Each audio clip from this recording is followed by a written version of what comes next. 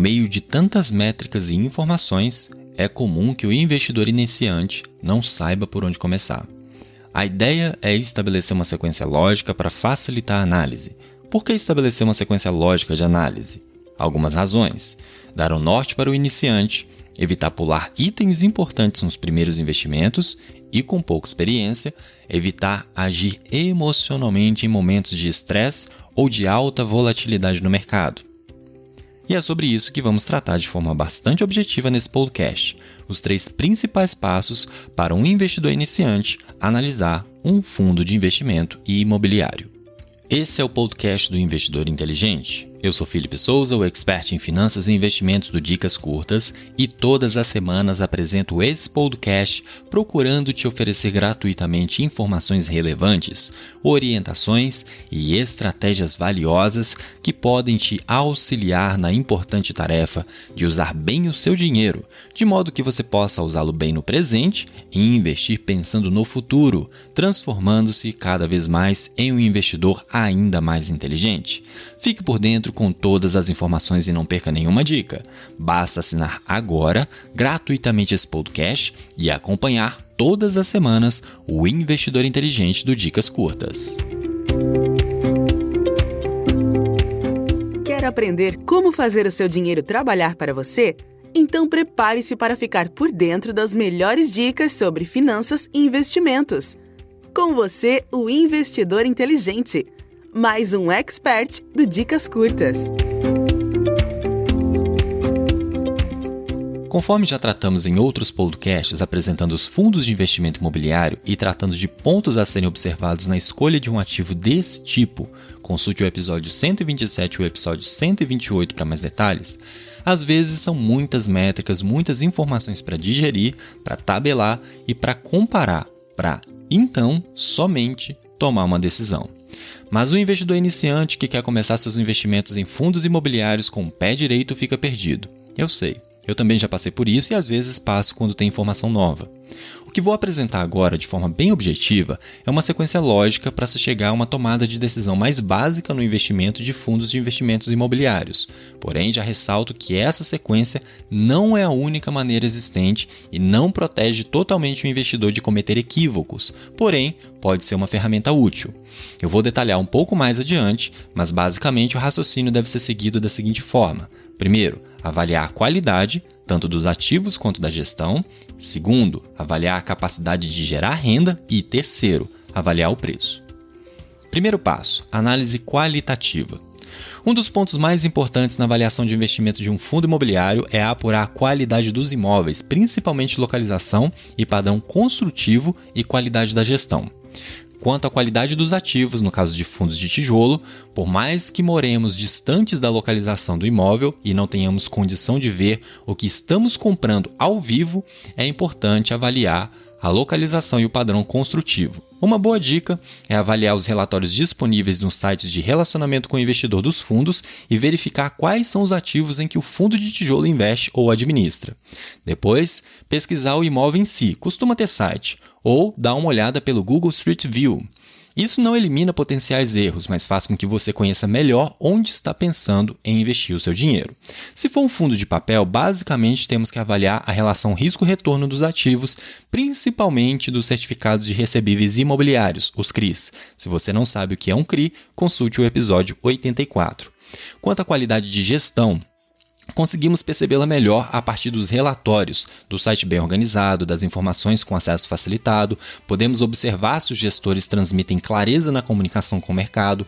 Além disso, nos relatórios presentes nos sites de relações com investidores, conseguimos verificar e avaliar o histórico de resultados da gestão, além, é claro, da qualidade do próprio relatório de gestão. Isso são pontos importantes para que você, como investidor, assim como outras pessoas que decidirem investir, possam ter uma tomada de decisão mais facilitada em relação ao ativo que está sendo analisado. Segundo passo, análise da capacidade de geração de renda. Principalmente a partir dos relatórios e do que foi pesquisado no passo 1, conseguimos começar a ter noção e descobrir se a renda que está sendo distribuída é sustentável. Alguns pontos importantes a serem analisados, questionados e ou investigados em sua análise. Será que o fundo está distribuindo lucros não recorrentes? Será que está trabalhando com renda mínima garantida, RMG? Será que os contratos estão próximos ao vencimento? Será que a vacância está aumentando ou diminuindo na região? Será que o preço de aluguel em relação ao mercado está coerente ou não?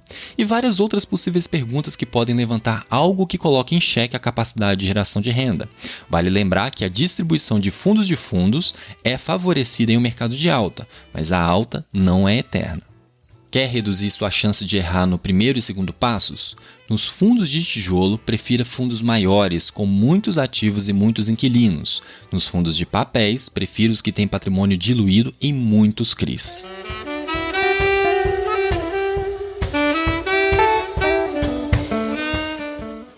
Antes de começarmos, queria te contar sobre uma coisa.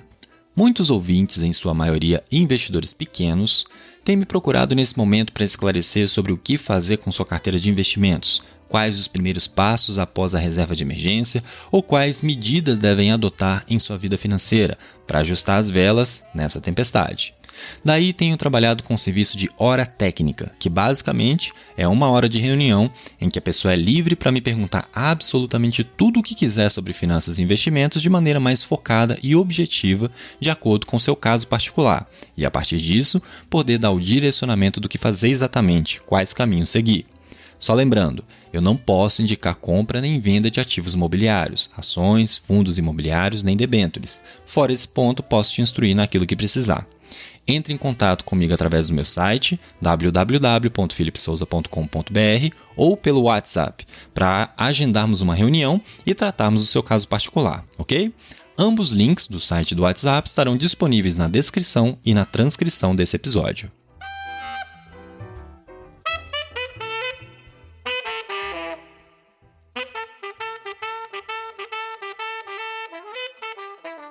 Após os passos 1 e 2, suas chances de estar olhando apenas para bons ativos são maiores.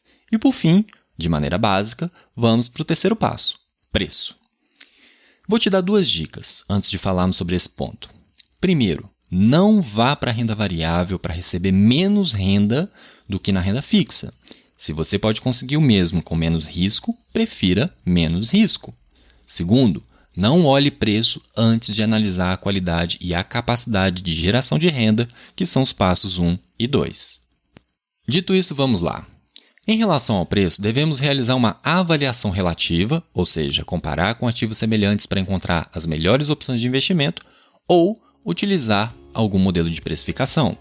Algumas sugestões são: o melhor dividend yield sustentável, observe que só agora nesse passo olhamos para o yield, o metro quadrado com maiores descontos em bolsa em relação ao mercado real, o melhor spread em relação ao cupom do Tesouro IPCA semestral, utilizar o modelo de Gordon ou modelo de caixa descontado.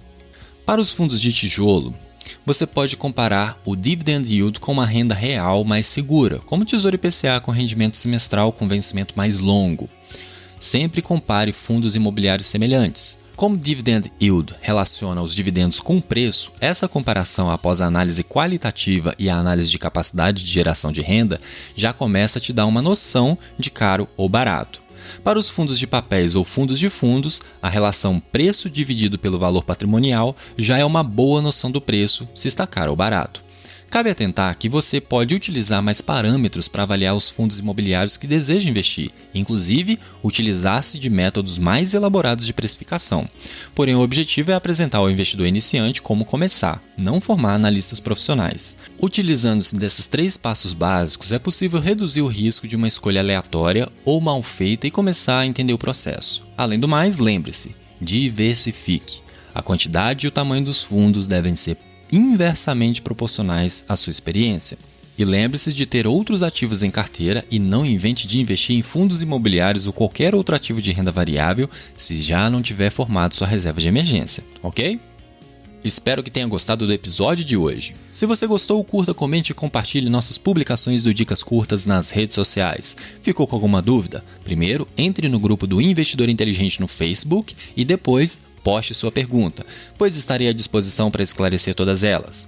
Lembre-se de assinar e acompanhar esse podcast através do seu dispositivo Apple ou Android, sendo que você também pode encontrar o Investidor Inteligente no Spotify e no Deezer.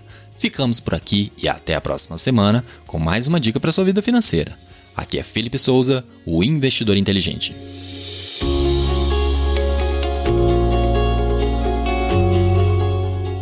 Dicas curtas, dicas rápidas e fáceis de consumir.